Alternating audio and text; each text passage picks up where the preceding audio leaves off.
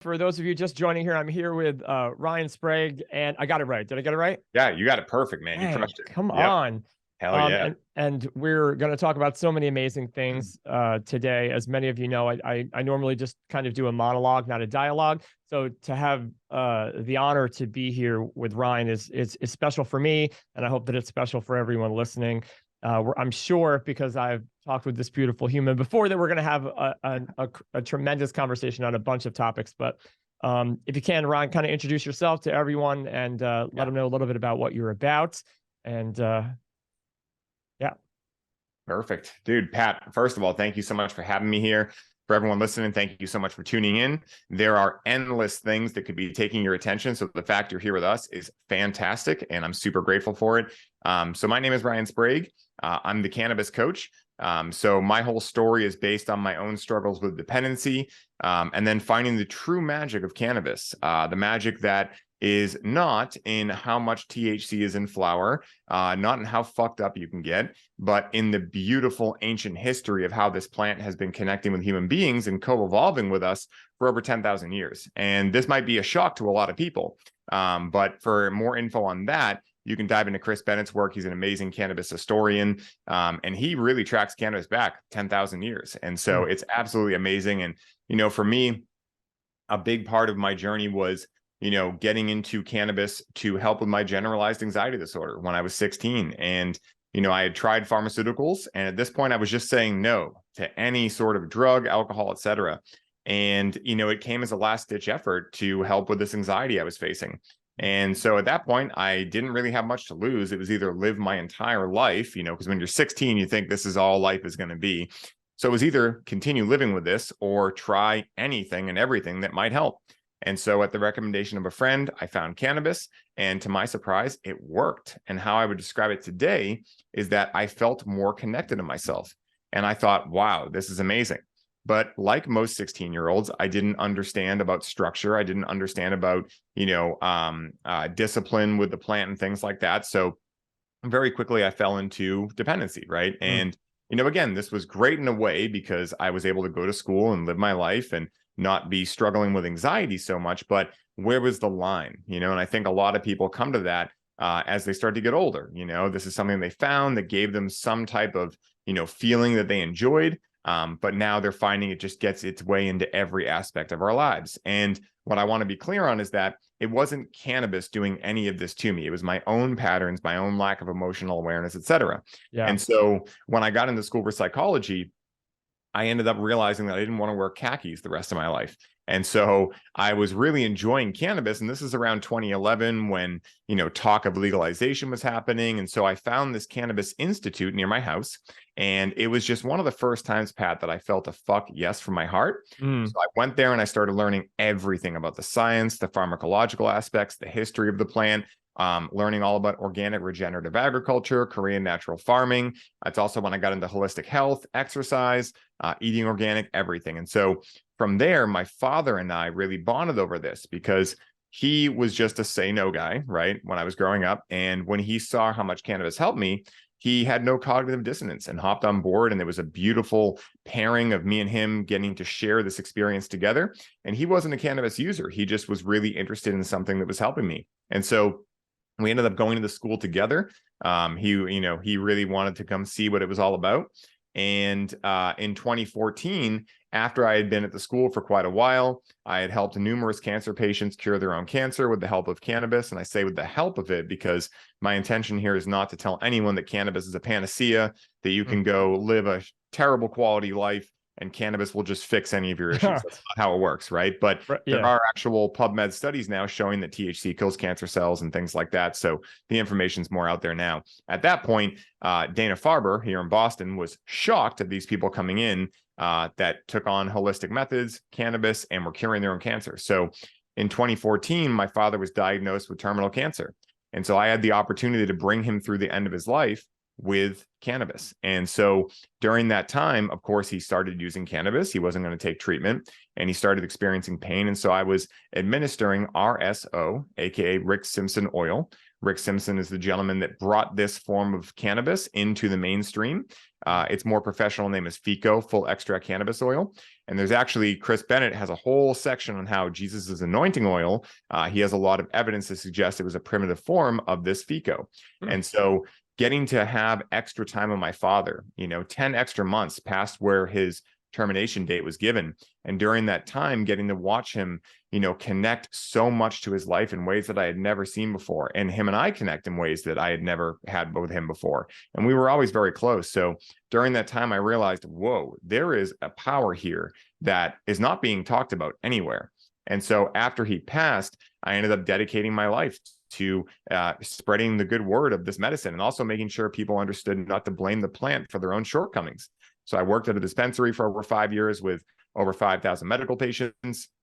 I've helped numerous people set up their home grows and get to cultivating their own medicine organically, taking on holistic health methods and everything like that. And so in 2019, I ended up leaving the dispensary and starting what is now Highly Optimized. And we can get into any part of this journey because there's side quests within all of this. But since then, I've created the Conscious Cannabis Collective, which is launching our full new program at the end of June. And so we have the full program on Connect with Cannabis to become a cannabis coach, grow with cannabis, and 12 months of mentorship as well. So super fun stuff, man. Wow. What a journey, really, just in general, to go from like I only say this because I have like a similar thing where I wasn't a just say no. I was literally just a not interested for the longest period of my life. So like my journey with substances and things like that, it has been interesting. I can't say that word enough because my father was a cop, right? So there's, if you want to talk about learning what projected beliefs are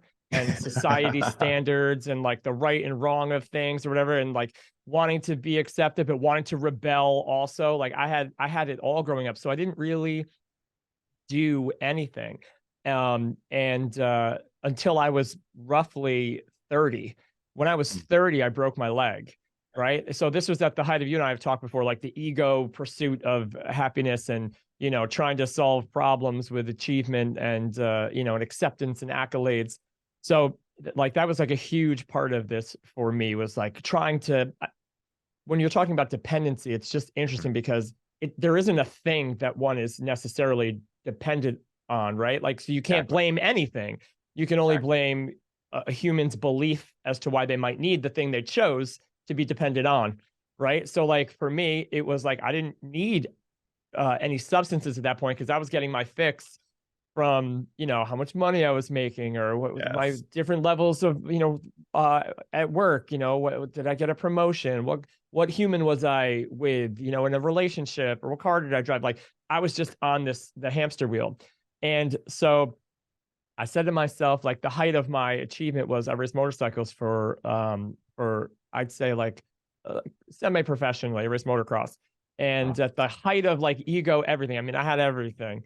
And I broke my leg, right? I had just won this huge championship. And I talk about it on the show a lot because it was like supposed to be the best day of my life. And it turned out to be, as many others had, like just empty. Just it didn't do it again. And it was like that was the thing I put everything on to do it. And so I break my leg and I, have to go get surgery and all this stuff. Never taken anything in my life. And they put me on painkillers, right? So like that was the beginning of what became an 8-year, I say, journey with my, like, I didn't even know where they came from, but my belief systems that like, I never had touched anything in my life. And now all of a sudden I can't go a day without taking this thing. Right. And it did seem to help me in the beginning. And then I started doing it when I didn't need it. And then it became this other thing, and it led to, and I'm grateful because it led to so many other things, cannabis being one of them. And I had a wonderful journey with that as well. But similarly, like it's just so funny how the belief shifts, and then there's something that can help.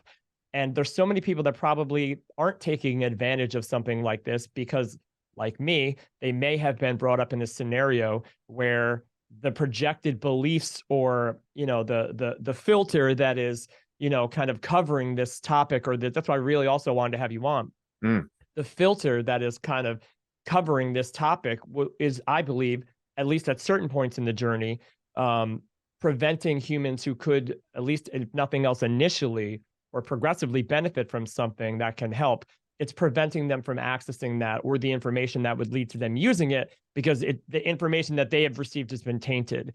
They're not getting what you would call accurate information. For however many years, it's illegal. You're locked up, thrown away. All of these people that are, in prison and in jail for like using and now it's okay. And like reality just has completely shifted. No, everyone that you guys, no, it's okay now. We didn't, I know it's wild. Sorry for all the time you spent here, but like it's completely legal now. You're good. You're completely redeemed.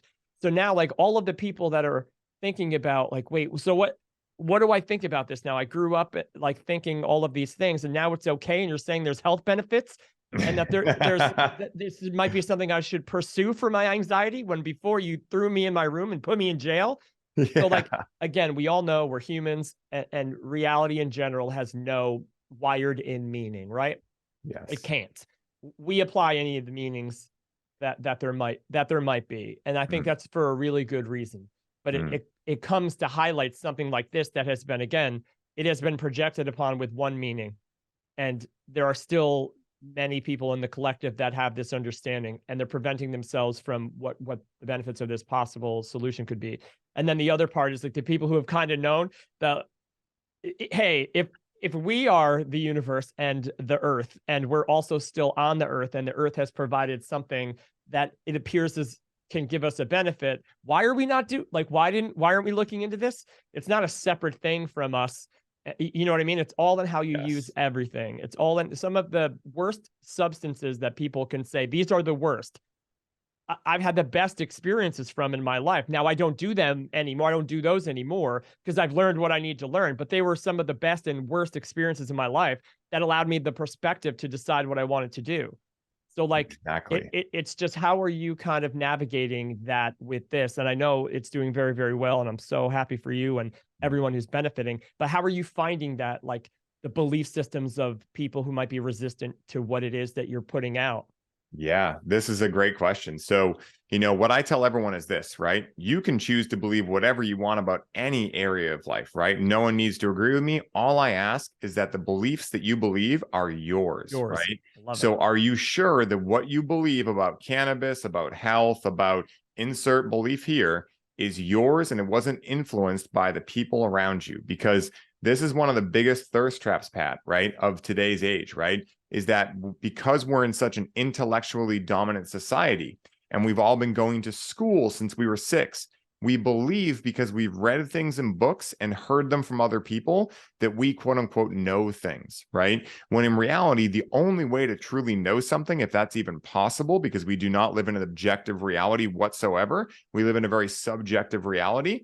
The only way to truly know something is to experience it firsthand yourself, and then choose discernment on what you choose to believe, right? And so for me, right, like there was a long time when I was growing up that I took influence from the people around me. And it was through experiencing it and my own pain point that I was going through, anxiety, where I realized, and of course I didn't have this language as a 16-year-old, but what I realized was, I realized that, oh, this plant is not objectively bad, right? And then the more I connected with it, of course, I didn't have the structure, the discipline, the consistency with making sure that I wasn't falling into dependency. But I started realizing, wow, this plant can actually help with a lot, but what I was lacking, like I said, was the structure, the discipline, et cetera. And so now when I'm teaching people how to connect with this plant in a healthy way, I'm teaching them first and foremost, right? Like, what I love about this is that, yes, I'm teaching them all about cannabis. They're learning the science. They're learning how to connect with it ceremonially. They're learning how to integrate. But in a big way, it's actually not about cannabis at all. Because let's say someone has dependency with cannabis, like I did, right? Well, I might end up believing that my problem is cannabis dependency, but it's actually the solution. And what I mean by that is it's the solution I used to get through whatever actual problem I was dealing with. Now, it wasn't an actual solution in the sense that I had to keep using it to keep that problem at bay, right? But the real problem is whatever trauma we've gone through that either consciously or unconsciously, usually unconsciously, we're running from and we're numbing out. because we're too busy to handle it, right? And in reality, it can be scary to have space in your life and actually think about, like, why do I feel like I need this thing, right? Whether it be coffee, cannabis, nicotine, alcohol, pornography, terrible food, whatever it is, right? Even things that are quote unquote healthy, like exercise, right? Because when I first got into connecting with cannabis in a conscious way, I started being, becoming addicted to other stuff and telling myself that it was okay, right? So I flipped the script and switched the addiction into exercise or even healthy eating. But again, that wasn't really dealing with the actual root causes, right? And so what I deal with the people I work with is primarily based on, hey, yes, we have this thing, right? We're going to learn all about it. Don't worry. But let's talk about the root cause, because if we can pull that root, right? And I want you to think about a garden here. If we can pull weeds at the root instead of just cutting them, they will not grow back. And we will now have a space to choose what we want to plant in that garden. And that is when I truly believe we can become what adults are supposed to be, right? Which is, hey, I'm taking accountability for every aspect of my life. No matter what happened in the past, I'm not going to blame anyone, because those events happened. And yeah, I would have rather they maybe didn't happen, but they did. And so I'm going to choose to live in reality rather than a coulda, shoulda, woulda. Because if you don't choose to live in reality, you're going to live a life of suffering. And at the end of the day, if you want to be fit, to actually have a legacy, to inspire people, to simply just be the person that can hold the door and have a genuine smile for someone that might change their entire life, you must take accountability for every aspect of your life, right? And choose to believe, if you do like I do, that everything happened for you. Not because I can prove it on a scientific study, but Right. because I'm telling you time after time after time, when I meet truly successful people, and I don't mean financially free people, I don't mean people that climb the corporate ladder. Those are attributes that someone that's successful may have, but someone who truly feels successful inside, it's because no matter what has happened to them in their past, they go, yeah, those things happen. And now here's what I'm doing. And here's what I choose to believe about it. And so I tell everyone, like, you have a choice, whether you've been led to believe you do or not, you do have a choice of how you choose to believe about life, what you choose to believe about life, and how you choose to view what has happened to you as either happening to you, aka victim, life happens to me, woe is me, all of that sob story, or we can choose to believe, okay, these otherwise shitty things happened, and now I get to choose the story I tell myself each day. And that's what we focus on in all the work we do. It's super fun. I love that. And it's so true, because there's a thing where no matter what you've gone through, there's a saying, like, no matter what you've gone through, you can imagine, not better or worse necessarily relative, but like there's someone who's gone through it, right? In an infinite Yeah. universe and reality. There's someone who's gone through at least something similar to what you are going through. This is how I kind of like worked a lot of this. And there is also someone who's found perspective. Mm. What that means to me is that although, yes, there's a scenario that you may have kind of journeyed through, the perspective exists whether you choose to agree that it does or not. Mm. That's what I found for myself. Like I can choose to say, absolutely not this thing, not this time, not this one, not with this set of circumstances or this person. Mm-hmm. There's no perspective that I can gain. So I went through that, and I know what life that creates from that level of limitation or holding on to or resisting to or arguing with reality. I know what reality that creates. Mm. Then there were certain times where I was like, okay, I would kind of like, of course, interestingly enough or synchronistically meet someone who has a similar scenario, and I would listen to their point of view, and I'm like, that's not one that I was willing to accept. But Yes. you seem to have accepted it. Not that it's right or wrong, but there seems to be an acknowledgement and an acceptance. And in that acceptance, you seem to be a bit freer than I am. So I was like, okay, so that's a perspective that existed and I wasn't either aware or I chose not to. So I started choosing and it's not easy. I started I could feel how tight I was, but I started choosing to let in things that version of me didn't believe. But I wanted to be free of it, right? But sometimes we hold on to what we're saying we want to let go of. So I wanted to be free of it. And then I would shift. Well, I was like, wow, I actually do feel better. Once you get past the imposter syndrome and feeling like you're tricking yourself, you realize that it is an equally valid perspective to have. And that it usually comes along with a lesson of some part of you that you did need to let go of because it was stopping you from being your authentic self, like something like that. So now you've heard of hindsight being 2020. And it's like, okay, so what does that essentially mean to me? After you've gone through it, you can reflect back and be like, oh, that was working out for me. I see that. So I have gone through personally, and again, I only speak for me. I've gone through enough of those scenarios with things that I wildly thought I could not gain a perspective from or resisted. that I ultimately had some kind of clarity where I was like, oh my God, that too. So now I Yes. don't question it anymore. Whatever I'm going through, I still struggle, I still feel, I still allow, but like there's no part of me that doesn't believe. You know what I mean? There's no part of me that doesn't believe that there's something here if I choose to allow it. And if I don't, that's on me too. But like, that's just so interesting. Like, yes, I believe that even though I can't see it now, there have been multiple times where I wasn't able to see it. And when I let it in, it existed. We don't know everything there is to know. But as you raise an awareness, you become more aware of what there is to know. And then you can choose to let that in or not. You said something about like working with humans that are doing this, right? And choosing to kind of let go of any stigmas or choosing to embrace it and allow it to allow themselves, you know, through the work that you're doing to access the blocks or the traumas or the beliefs or the experiences that are behind what we'll call this conscious or unconscious behavior of seeking something to give them a solution, right? Mm. So I instantly thought of like the mushroom experiences that I've had or psilocybin experiences and how when unguided, and I speak kind of like on both ends of the spectrum. When unguided, you can have a human who takes psilocybin or does like a crazy dose of mushrooms at a concert or does something and has very little insight to higher consciousness, the universal aspect of oneness, love, or connectivity, nothing. But they had a rad time at the concert and they saw lights and they saw, you know what I mean? Like it's an experience on itself. But then now you're finding that people are doing studies and doing works using the exact same chemical and similar or the, you know, the same Mm. doses, but with the proper, I would say, guide, with the Mm. proper plan, people are having profound experiences where they are able to, through the use of this tool, uncover what those things are. And Mm. then literally the very act of doing that almost prevents what you would call is an unconscious codependent or unhealthy relationship with the thing because it's automatically revealed to you that it's not the thing that's doing this. It's not, Yes. it's a tool to use, but it's not the thing. Versus someone else could be doing something or say, like, I'm addicted to cannabis. I'm addicted. No, you're addicted to the reason you think you're addicted to. So like Exactly. the guidance that you provide and the guidance that, you know, a human has access to through these tools that are given here for us to use for the duration of time that we feel we need to use them until we don't or do. I feel like that is just a very, very powerful experience that's provided. And I just, I think it's very profound. All of this, the idea of the beliefs and the tool, and then getting addicted to the tool to confirm the belief and then letting go to expand. Like it's so just It's makes me I just humming, you know?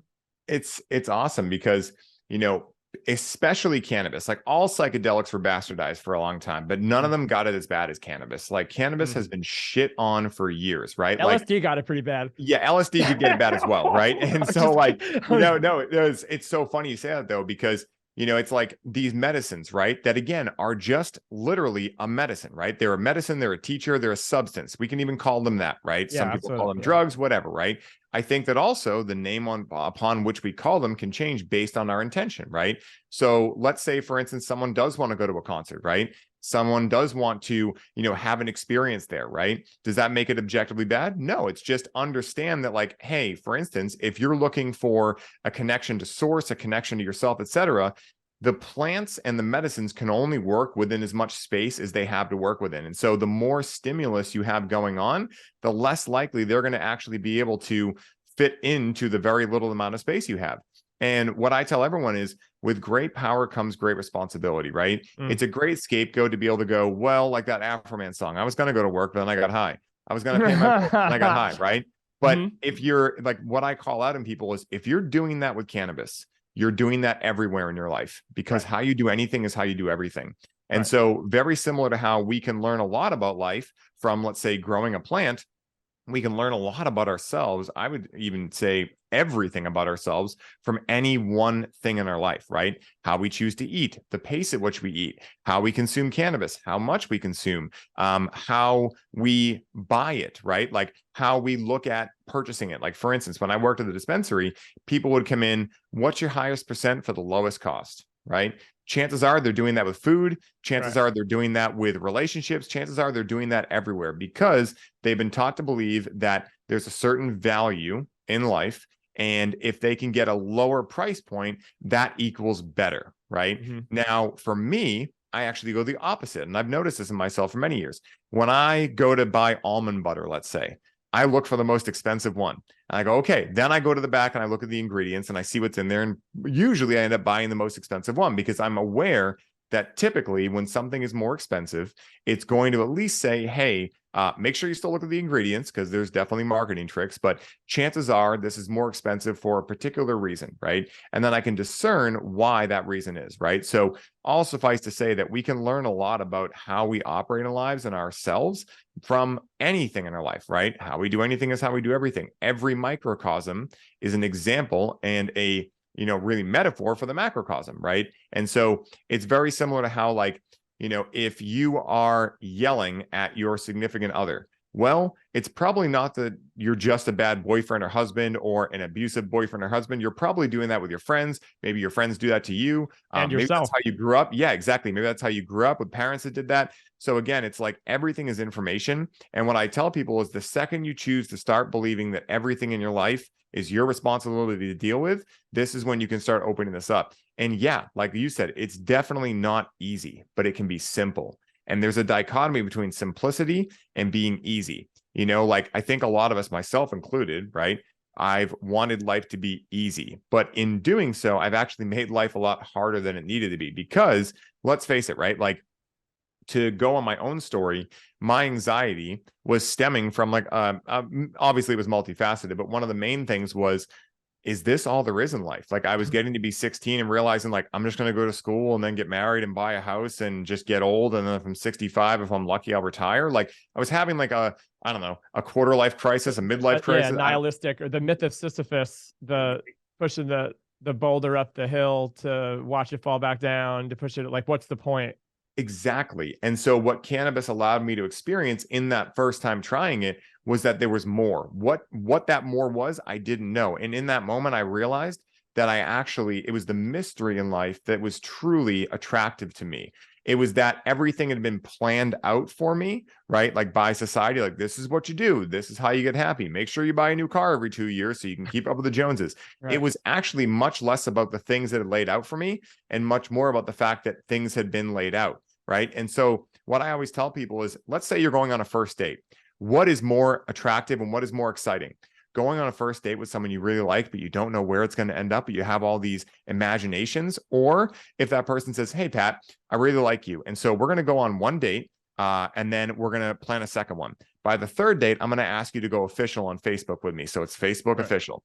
Then from there, we're going to go on 10 more dates. We're going to switch off whose house we go to. Then we're going to talk about moving in together. We're going to then find a house in this town. We're going to buy that. And then from there, we're going to start talking about children, right? Like I'm already getting tense, bro. I'm already exactly. Like, you're like, no. You're like, what the fuck? Even if you truly love this person, you're like, I could totally see that. It's not nearly as fun when everything's laid out. And so I think what psychedelics, and I do classify cannabis as a psychedelic, I think one of the biggest lessons they have to teach us, and again, there's quite a few of these big lessons that we can get in them, but one of the first ones that taught me anyway was that you're never actually going to know anything about life, right? Like there is no objectivity here. Again, I didn't have this language when I experienced it. All I knew was, whoa, life can be whatever I want it to be. Yeah. And then from that point forward, I began questioning everything, right? I began questioning, like, do I need to go to college?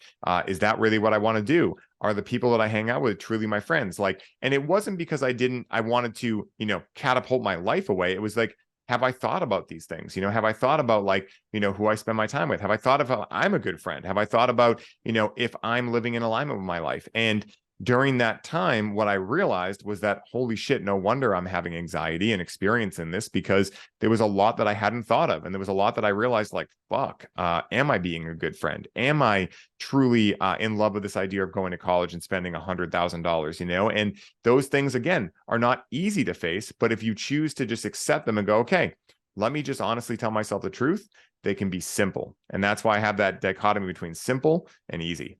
Yeah, dude. So listen, so when you just said it was like, because here, because I'm all about, like, again, if there's no no objectivity, meaning that again, there's no wired in pre-programmed meaning to anything, and that's a benefit. There was a part of my life where I struggled with that because I was so used to other people telling me what meant something and then trying to get the things that they said was valuable so that they would see me as valuable with it. Yeah. So once I like had similar experiences with all of these different substances, it does something and it causes us to, like you said, ask questions, right? So I started asking myself similar questions that you were kind of like articulating earlier, like, what is this? And why is that? And what am I? And why do I? And like that was what, so reality, I'm rebuilding a reality because I don't like a lot of the things about me, right? That's what most of us are like. We're pushing the shadows of the things that we don't think people accept us for. A lot of what anxiety and stress is and the uncertainty outside of like traumatic experiences that happen, air quotes, to us, is like pushing the parts of ourself down that we don't feel are valuable. And then for me, I went out and tried to get that value in the world and put up the, the illusion of like, if I do this and have this, do you guys let me into the party? Right? Like, do you guys love me? And then I started, so like anytime anyone would like turn their back, right, on me or not accept me, I would value what they thought of me more than what I did because I chose to keep me down in the closet in the basement and perform. So I would blame everyone for saying, like, I'd be like, it's your fault, it's your fault, it's your fault that I am this, it's your fault. But the truth is that I turned my back on me. We turn our back on ourselves when we try to act like something we're not to impress other people. So that's part of like building this thing that I built, right? And that's not from the energy of who you are. You don't know who you are. You're putting away who you are and you're creating an illusion. When that started to fall apart, because it does, I started to experiment with these substances. Why? Because I was looking for something. I was asking questions and looking for some clarity. So my experiences with cannabis were like so profoundly incredible for me because I am a self-proclaimed question asker. And for the longest time, I was scared of the answers. And that's why I kept living in loops. But once my reality became too suffer-based, that I was like, okay, I don't want to live this way anymore. It's too much. So therefore, I'm ready to look at the answers to the questions I've been asking, but have been blocking because it can't be worse than this. So I started to like let the answers come up. So the more I would kind of experiment or do what I would call meditative or ceremonial, have experiences with cannabis, started asking all of these questions, right? So they're all kind of like, like you said, am I a good person? Am I doing this the way that I would want to do this? Whose belief is this? Where did I get this from? So it starts to disrupt your regular patterns, right? The regular pathways and patterns of your brain and your unconscious line of thinking that's just triggering unconsciously on autopilot. And the reason this is all stemming from is because you're saying like, do I want to go to college? That was a statement that started this. Do I want to go to college? Now I'm imagining, depending on what camp you're in or what programming you've been projected with as someone who might be listening to this, right? I'm imagining some parent hearing, well, there you go. There it is. I've been listening this far, but now he said it. So here's a child, a good human child in the world who's on the path to success, and was considering going to college. And then he gets a hold of this substance and starts smoking. And like so many children I see who question their path and going and getting a job for a corporation or going to college, here's the young man who's questioning whether he should go to college. And I'm like, whose dream was it for him to go to college? Exactly. So the idea that these substances allow the breaking of the previously conditioned patterns to get you into a place where you, for yourself, as you already said very eloquently in the beginning, is you don't care what the truth is. You just want it to be that person's truth. Exactly. Right? So now you're like, one of the questions you shouldn't be scared to ask is, why do I want to do this? And if you don't know the answer, because you're like, why do you want to go to college? Because I really, really, really enjoy this. And they have the best program there. And oh my God, the professor's amazing. And I just know that this is the way that if you don't have that, then why are you going? Because someone said that you should go. Society says that you should go because that's the old paradigm. Well, the old paradigm was also that this shit was illegal and that if you had any of it on you, you got locked up in prison for years. And now that paradigm has shifted and it's okay. So like, if you're not questioning everything, then what are you doing? So the fact that like some people might be triggered by that and be like, see, that's it. That's irresponsible. He doesn't want to go. But that wasn't maybe the path. Or at least if you can analyze it and question it enough and then come to a conclusion, it's like, no, I do want to go. Like now you want to go. But until Yes. you do that, that question is lingering and will cause you anxiety. So Yes. there's a popular thing. I just love it. It says the unexamined life is not worth living. And I can't get away from it because you can listen to that and just be like, oh, that sounds, it's terrible. It's not worth living. I was like, listen to what it's saying. If you're not analyzing or asking these questions or using tools that can help you break those patterns to at least initially get you into that frequency of consciousness of yourself, what are you doing? You're not actually living. You're a program that's running. You're being lived. You're being lived, right? But not in like the high conscious spiritual being lived, like I egoically let go of control. Like you're being lived by a program and you're unconscious to the program, so you think it's life. And that hit me so powerfully because, again, how someone can perceive what you said. And I'm like, it's brilliant. I think it's absolutely brilliant.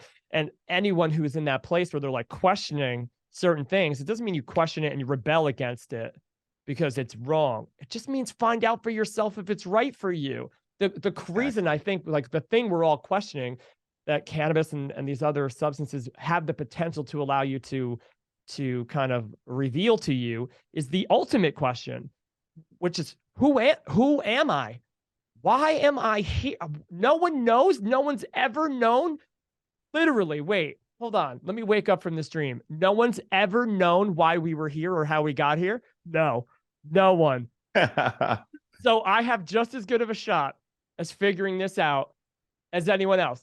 Technically, yes. The most brilliant minds ever have never figured it out. It's like, okay, wait. So if I were to figure it out for me, like if the universe as me bestowed upon me the knowledge and the answer, and then I went to tell everyone else, did they have to buy it? No, they don't. So even knowing technically is not fully true. That's right. So it's just you. It's just you to you. It's a reflection of you. What do you believe in? Who are you? And if you're not questioning that at every turn, then you're going to be put into scenarios where you're either really resistant and tense and blocking the flow of life that you are, or you're going to be asking questions about how to release that. Thank you for saying the college thing, because that just set me off. Oh, I'm sorry, dude. I mean, this is the stuff I love talking about more than anything. And I tell everyone, like, don't listen to me either, right? Like, I say that all the time. Take everything I say and test it in yourself, right? Like, you can take what I say and be like, huh, that's curious. Now let me go see if I believe that for me, right? Because I would be such a hypocrite if I came on here and said all this stuff and then was like, but you got to believe me though. I'm different, right? I'm the one that knows. Yeah, exactly. Because I don't know. And I realize that I don't know, And again, that doesn't make me better or worse than anyone. It just makes me always aware that, like, the most important thing I think for every single person is that they live their own truth, because it's less about convincing someone else that your truth is the only way. That actually shows you don't fully believe it, right? But the most important thing is that, what's really attractive, Pat, in the world is when you can see someone fully living their version of truth and they're not trying to push it on you, right? Because at the end of the day, like, when people are like, wow, man, you just seem so joyous. Like, what do you do? Instead of saying, well, you got to do all these things, I go, I don't know. What do you want to do in life? Right? Like, that's where all this starts, because that's how you truly become what I call unfuckwithable, right? Like, when, you look at people like Andrew Tate, right? He's like a perfect example because he's so triggering in the world, right? I'm not a fan, nor am I not a fan. I just see people that are doing this, right? That dude could never say the things he says if he didn't fully believe what he was saying. Now, the thing that triggers the fuck out of people is they all of a sudden think that he's saying that they have to believe what he says. But he's not saying that anywhere. He's not saying this is right for everyone. He's saying, I don't give a fuck what you believe. This is what I believe. And it's triggering the fuck out of people. And that's like a gigantic red pill to swallow for a lot of people. And again, I bring him up because he's such a triggering person in the world. But this happens in a microcosm way in anyone who's truly living their truth, right? Paul Chek, for instance, everyone fucking despised Paul in the 80s when he was coming out with Bosu balls and all these things when bodybuilding was big. Yeah. And he was like, hey guys, you probably shouldn't do steroids and do these things, right? But at the same time, he was like, well, this is what I'm going to do. Now everyone is like, hey, Paul, what was that thing on the Bosu ball you were doing?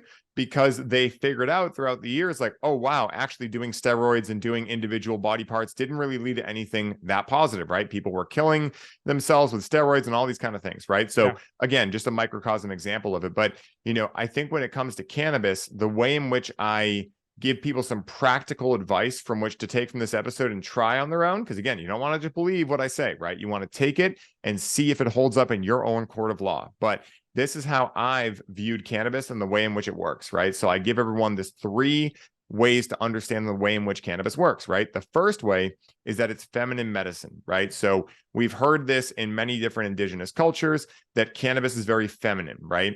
That's why when you connect with it, it's so easy to sit on the couch and do nothing, because what is the feminine versus the masculine? Feminine is ability to create and have space and think, but it's not action. And so if people understand this, they'll be able to understand why they might have this lazy stoner stereotype in their mind of people that connect with cannabis. Is that the fault of cannabis? No, that's the fault of the individual, because he or she that connected with it did not provide a masculine component of intention before they connected with it. And they also didn't provide discipline in themselves to go, hey, if I have shit to do, I'm going to connect with this cannabis. If that's what I'm choosing to do, my action, right? And then I'm going to go get my shit done, right? And so if you understand it's feminine, it versus like caffeine, for instance, like usually people don't drink 2 cups of coffee and sit down for 8 hours and just stare at the wall, right? Because again, caffeine is much more masculine. It's much more like, let's get shit done, right? But again, that's not the fault of cannabis. That's the first way. Understand it's feminine medicine. The second way, and this is something that is pretty much objective for all plant medicines in different ways, is that it is a mirror. And so when people say cannabis makes me anxious, cannabis makes me paranoid, that's again a huge externalization of power, right? If you believe this thing objectively has power over you, that is not a power couple dynamic. That is now a disempowering relationship. And so if you choose to believe, right, that if anxiety comes forth in your experience, that cannabis was just wiping your windshield clean, right, in a metaphorical sense or in a scientific sense, bringing you from beta brainwaves into alpha and theta, which is the doorway to your subconscious, aka your body, and now you're experiencing what was already there without the things that normally, quote unquote, protect you from those undesirable feelings. And all you know is you just want to cope with things all day because you just feel this uneasy feeling. Now you have the opportunity to actually feel those things in order to heal them, right? Again, simple, not easy, right? The third way is that it is imagination medicine. And personally, this is my favorite way to think about cannabis. So if we think about the world at large, what is lacking more than almost anything? Imagination. Because in order to really imagine, you need space in your life. And what is the number one thing people say when you say, hey, how you doing? Oh, I'm so busy, right? I'm just so busy all the time, as if it's some badge of honor, when in reality, we didn't come here to work a job, pay taxes, and die, right? So if we think that's what we're here for, we're going to have a really rude awakening when our life flashes before our eyes, right? So in order to create a whole new experience of life, right, in order to have anything in life, it first has to be imagined. This microphone was an idea before it was actually manifested into the 3D, right? This can right here was in someone's imagination before it became an actual product, right? And so in order to imagine a new life for yourself, you have to first be able to imagine it, right? And so from imagination, we can then look at our belief systems, right? And what we think we know about life. And from that, we can actually start asking ourselves, why do I believe that about life? And what then do I want to believe about life? AKA pulling the root and planting what we want to be there. And from that, we set ourselves up to be able to actually create a new experience of life. Now, it's not like you connect with cannabis, even intentionally with ceremony and everything, and you magically have a new life. It still takes you figuring out the other side. And what I always say is cannabis, plant medicines, they can give you the what, right? But it's up to you to figure out the how. And when I figured out that, when I had that downloaded to me, I realized that, oh my God, we talk about at Highly Optimized My Business, the highly optimized way, which is our 4-step process for connecting with a plant. And then I realized, oh my God, the highly optimized way, it's the how. And I didn't plan that. And that was like one of those funny synchronicities, right? That again, just tells me I'm getting warmer to something that's true for me. And whether it applies to anyone else, I don't really care, right? So our 4-step process for connecting with the plant consciously, if someone's like, all right, I'm picking up what you're putting down, right? I'll go try this out and see if it applies to me. The first thing you want to do is you do not want to be a daily user of cannabis, right? Now, I'm not saying that it's objectively bad to do that. There are definitely reasons, right? If you're dealing with medical issues, if you're in cancer treatment, even if, like, for instance, you're in a creative spurt, right? You might have a week, a month, whatever. This is everyone's choice to make for themselves. My point here is not to tell anyone what's right or wrong. But if you want to have a consistent, conscious relationship with the plant, you want to be able to take breaks from the plant.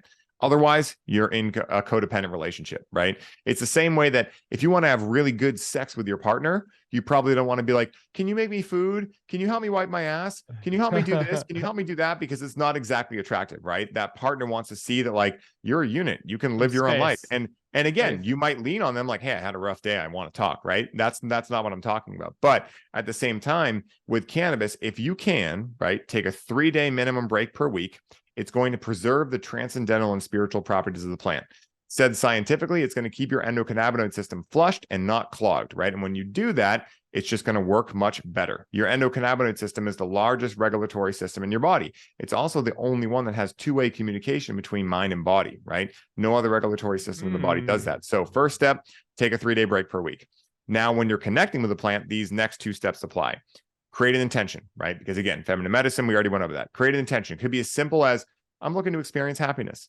The most important thing to this is to surrender how it gets given to you. So you might make an intention to experience happiness, and what you might feel first is that anxiety come up. Maybe the plant's showing you what's standing in the way of you accessing happiness in your everyday life. Because do you want to feel like you only can connect with cannabis to invoke happiness in your life? No, that's very disempowering, right? So ideally, you want to be able to capture lessons from this plant and then go apply them to your sober state of reality. So create an intention, step 2. Step 3, create a ceremonial container from which your intention can play out within. So when we were talking about the concert, right? If you're like, my intention is I want to go have an amazing time at this concert with my friends, maybe a concert is the right ceremonial context and container for that, right? But if you're looking to figure out a challenge you're moving through, right? If you're looking to experience what the hell anxiety you're feeling, you probably don't want to be at a concert. Not because it's objectively wrong. It's just not the right, it's not the droid you're looking for, to put it that way, right? And so you want to have a ceremonial context that applies to that. Now, when I talk about ceremony, this is a term that's defined a lot differently depending on who you talk to. Now, what I choose to do, and this is just me personally because I study shamanism, is I use the sage, I use the Palo Santo, I have my biogeometry set up, I create a sacred space, I build a temple space in my room. I do these things. You can do all that if you want. You don't have to, though, right? My intention here is not to make you think you have to do all the spiritual stuff to make this work, because that wouldn't be practical. And that's one of my other belief systems about cannabis as opposed to other medicines. It's simply more practical, right? I don't say it's better than other ones, but most people don't have a lot of time or money to go down to the jungle for 2 weeks and do ayahuasca, right? Although it can be powerful. Yeah, exactly. And so after you've gone through your ceremony, your final step is integration. And if you're choosing to connect with cannabis and your intention is to have it be a medicine or a teacher or an oracle or a source of divination in your life, integration is not optional. This is actually where the work begins, because you can have a PEAK experience. Whoa, I felt connected to myself. I felt connected to the world around me. I got these answers. I had these ideas, right? But if you don't actually do the work after to figure out the how and actually integrate that, then you're really just using a substance. And again, it's not a judgment. It's just a clear distinction, because if someone here is like, yeah, I've had these experiences, but it hasn't made my life better. Well, are you integrating? Because if you're not fulfilling your end of the bargain of connecting with a medicine or a teacher. You can be having fun with a substance. That's not my place to say anything. I know for me what I discern now based on having plenty of fun with it in the past and now realizing, holy shit, my whole life can be better if I do it this way. I choose what I know what I choose to do, you know, but again, my intention here is not to tell anyone what's right or wrong, just simply provide my own experience. And if it resonates, cool, run with it and try it out for yourself. I love that. I love that. So now what would you say your personal, if you don't mind sharing, what's your personal relationship with this process with the cannabis? Because it's one thing to be the teacher and help someone through a process, but ultimately I think people would be very interested to know what your relationship is with it now as the teacher. You know what I'm saying? Oh, dude, 100%. This is a great question. And so for me, and again, guys, like I want to be 100% clear here. This is not me making rules for anyone, right? This is just me sharing my own experience. And if it resonates, like I said, cool, try it on for size, right? So for me, what I found works for me, and I'll get into why, is no cannabis between Monday through Friday. Why? Because one of my biggest patterns was numbing out my stress with cannabis. Now, what is stress? It's information, right? That either something is just like a busy week, let's say, right? Or it's a disempowering pattern or program, right? And I'll tell you the one for me. It was that to be successful, I had to work hard, right? So I kept redlining myself, overstepping my own boundaries, saying yes too much, et cetera, et cetera. And what I would do at the end of the night was just numb out with cannabis. And what ended up happening was I wasn't actually fixing any of these aspects of my life. And I kept needing more and more cannabis to feel comfortable in life, right? And for me, I don't want to merely survive. I want to thrive. So for me, Monday through Friday is when I'm doing all my stuff. I'm podcasting, I'm coaching, I'm doing all these things. I want to know how I feel at the end of the day, completely sober, so I can go, yeah, I'm redlining too much. I have to put a boundary up. Or, hey, actually, I feel great. We can keep this going. And so Monday through Friday, no cannabis. Saturday and Sunday, there's the option to connect with the plant. Why? Because I have the space to actually be able to have the medicine work with me. So what I normally do is Monday through Friday, I, like anyone else, get triggers coming up. I get frustrated. I have, bad days, quote unquote, challenging days. And so I keep track of all of that in my notebook that's right next to me right now. I keep track of just little things like, Wednesday, I had 3 podcasts and I just felt kind of out of my element, right? Things that maybe I don't have an answer for. Things I noticed. And on Saturday and or Sunday, what I'll do is I'll create an intention or many intentions out of like, hey, on Wednesday, I felt this kind of weird feeling after I'd done 3 podcasts. Please show me, help me, and teach me as to what was going on there. And so I decided to go directly into what I fear most, which is these challenges coming up. And the only reason for that is not because I'm awesome or any of these things, because I've realized that that's actually how I have my life improve. And so from there, I get ideas. I keep track of those because, again, with cannabis being practical, I can like sit up during a ceremony, write a full notebook of stuff, and then go right back in, right? Try doing that on 5 grams of mushrooms. It's just not exactly practical, right? No. Again, mushrooms are fantastic. I've had great experiences, but it's just not as practical, right? So then I have this list of ideas. And then on Sunday, what I'll do is in the morning after that first ceremony, I'll then look at my week and I'll say, okay, I've noticed in these ideas that, for instance, like I need to not do more than 2 podcasts per day. So I'll go through my week and I'll go, oop, that's the day I have 3. Hey, I got to reach out to this person and go, hey, actually, sorry. I only do 2 podcasts a day now because I just realized that was forcing me to redline myself and burn myself out. So I make those changes. And then on Sunday, I'll decide whether or not I want to have another ceremony. Sometimes there's some things that I haven't gotten in the first ceremony. Sometimes I realize other things that came up like, oh, well, actually that idea reminds me of this that I didn't deal with yet, right? So that's how my relationship looks today. And it's also very important to note that I grow all of my own cannabis. I've been doing this for the last 10 years. And so a big part of what I teach in the Conscious Cannabis Collective is not only how to connect with it in the way that I've talked about and have someone be able to discern for themselves what frequency, how they want to connect with it, and all their own belief systems around it, but also how to cultivate their own medicine as well. And this is much easier than people think it is, right? It really just takes consistency. And so in the Grow with Cannabis portion of the Conscious Cannabis Collective, I've laid out all of the ways in which I do this, right? And my process is really based on 3 steps: organic soil, Korean natural farming, and biogeometry. Biogeometry is probably like the most interesting part of that because it's not typically applied to cultivation yet anyway. But quantitatively, I noticed that my yields improved, also my potency improved. Those are not things I truly care about because my medicine is just for me, but they were quantitative metrics to show, oh, my plants are actually getting better results. They're happier. And it's kind of like how with feng shui, which is biogeometry's like little brother. It's not actually, but that's how I think about it.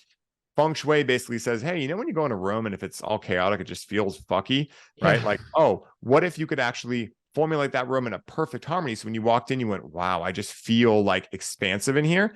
Biogeometry does that to everything. And it's too deep of a rabbit hole to get into fully. But again, it's very simple. And what I notice is the people that have support through this process of not just, creating their own healthy relationship with the plant and being able to open up about whatever those root causes are, but also in cultivating it and being able to ask their questions, they get the best results. And so I grow my own medicine. I interact with it twice per week. Right now, I'm on a month-long break. I just felt like, hey, this feels good right now, so I'm going to do that. So what I want to also articulate here is that when I first got into this, I created a very strict structure, like Monday through Friday, never I'm going to interact with it, right? After about 2.5 years of doing that, I went, well, isn't that just another addiction, right? If I'm only saying that I have to stick to the structure. Yeah. So really liberating myself after a certain amount of time, and this is what I help clients do too, is asking yourself like, okay, if you're dealing with these root causes right? And you're handling this type of stuff and you're aware and you have accountability and these kind of things. Let's say I'm at Paul Check's house on a Thursday and it's a shamanic sound healing workshop and he goes, hey, Ryan, fire up a bag. Am I going to say, no, Paul, actually, I don't do this on Thursdays, right? Right. Well, that would mean I don't fully trust myself at that point. So what I do is I discern in the moment. And that's why right now I'm on a month-long break. I just felt, oh, actually, right now I feel completely full. I'm taking track of all the things that come up, but I just don't feel a call to the plant. Other times I might go on vacation and connect with the plant 7 days in a row because I have the space to do it. I might read a book, do things like that. So I want to show people kind of the trajectory here. In the beginning, what I normally say is, if you've been dependent for a long time, take a 3-month break. That completely resets your endocannabinoid system. During that break, make yourself clear structure for what to stick to for a certain period of time. And this is a little bit different depending on each individual and what their habits were with it. During that time, you're going to be dealing with all of this stuff that you've been numbing out with it, right? And then once that is dealt with, you will naturally feel less of an inclination to use cannabis as much because you'll just feel happy. You'll feel in a higher vibration. You won't need it. You'll be more connected to yourself. You'll be able to articulate things. You'll be connected to what I call the psychic senses, clairvoyance, clairaudience, these kind of things. And so you'll be able to naturally create that structure and then allow it to flow as it does. And so that's kind of the full trajectory of how my relationship looks and also how I came to that and how I kind of guide other people on that as well. I love that. I absolutely love that. So what is next for you? What do you have going on? How can people kind of like not only find out more about this, but also connect with you and kind of like navigate this process with you also? Like I would love to kind of share that with everyone listening. Yeah, Pat. First of all, I want to say thank you so much, man. You like charge my battery so much, man. When I get to have these conversations with other people that I can tell are living their truth and are just so fun, like for me, the measure of anyone is how much fun they're having in life. And, with everything I do, I believe that, healing is a big term out there these days, right? For me, I believe healing can be the best part of your day. It can be so much fun. It can be light. Of course, it can be challenging, but I think that for a long time, I felt that it had to be challenging. And I was going to these different groups. And again, just discernment-wise, not my flavor of ice cream, right? Everything was very somber. And I'm a goofball. Like if anyone knows me, like laughter truly is my favorite medicine. And so I say often, we have the most fun homework on the internet, bar none. We have a lot of fun. We hold great space for everyone going through their stuff. And we're really creating a community, a movement with what we're doing. And so right now, the best way to get in touch with me is on Instagram at the real Ryan Sprague. Funny story about that. I made that name just like, I thought it was funny. And then I decided one day after I went on Aubrey Marcus, like, hey, I should, look up and see if my name is Googleable. I don't know. Maybe someone sold my information or something. Yeah. So I look up Ryan Sprague. And the dude who has the same name as me, there's many obviously people out there, but the dude who popped up in all the search results, he is the host of Mysteries Decoded and a regular on Ancient Aliens. I was like, are you fucking kidding me? So I reached out to him, right? And I was like, dude, hey, sorry about my name, man. You're totally real too. And we had a great chuckle over it. And he's going to come on the podcast and it's going to be like on the psychedelic podcast because what a psychedelic experience in a completely sober state of reality that was, Yeah. And so that's the best place to find me at the real Ryan Sprague. The business account, if you want to keep up with the podcast, is at highly.optimized. And currently, by the time this launches, you guys will be able to hop on the wait list for the most crazy offer we've ever made whatsoever. The Conscious Cannabis Collective is going live. We're taking everything that we've built with the Connect with Cannabis program, Grow with Cannabis, and we're also throwing in a bunch of extras, one being 12 months of mentorship for a crazy deal. And so if you guys are interested in that, hop over to highlyoptimized.me and join the waitlist today. You'll also download the free Conscious Cannabis Guide that'll give you a bunch to work with, and hope to see you there.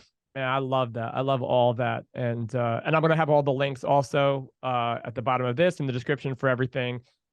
It's so exciting, man. I'm so pumped for you. And really, is there anything we missed or anything you would want to leave anybody with before we kind of sign off? Yeah, it's a great question. So what I would say overall is that, again, like dive into the things that make you uncomfortable. Like one of the best parts about our community is that we can all agree like, yeah, this is fucking hard, right? None of us are like, we're an ascended master and this is supposed to be easy, right? Like being an ascended master, I want to talk about this real quick, is not nearly as common as you see it on Instagram. But at the end of the day, if you can be around a community of people that allow you to be more you, and that will also validate you for who you are, because guys, like a big part of the reason that I'm able to do everything I am today is because I know my power zones. I also know what I'm not that good at either. And that came from being around people that were like, hey, man, you do this thing. That's really cool. And I'm like, wait, that's not a thing for everybody. And vice versa. I could do that for them. And so when you're around a community like that, your development just goes through the roof. And so what I would say is whether it's our community, whether it's another one, follow your heart. It will never lead you to the wrong place. It will probably feel mysterious as hell. But like I always say, did you enjoy opening your Christmas presents and taking a peek before Christmas morning? Or did you like being surprised on Christmas morning, right? I know for most people, when I put it that way, they're like, fuck yeah, dude, surprise. It's like, cool. Yeah. That's what the heart brings you to. If you follow your heart, you'll always end up in the right places with the right people and with the right things around you. And so follow your heart. It'll never lead you astray. I love it, Ryan. Thank you so much for coming on, man. I've enjoyed absolutely every single second of this and every single conversation that we've had. Next time I'm coming on your show. Yes, I'm so excited, man. We're doing it again. We have to keep talking. We have to keep talking. Hell yeah. All right, everybody. Thank you once again for joining us on the show. Myself, Ryan Sprague. We're going to see you guys soon. We're going to be on another episode of this, and we're going to talk about all of the things that get people going in the right direction. Love you. Thank you guys. Peace. Love you.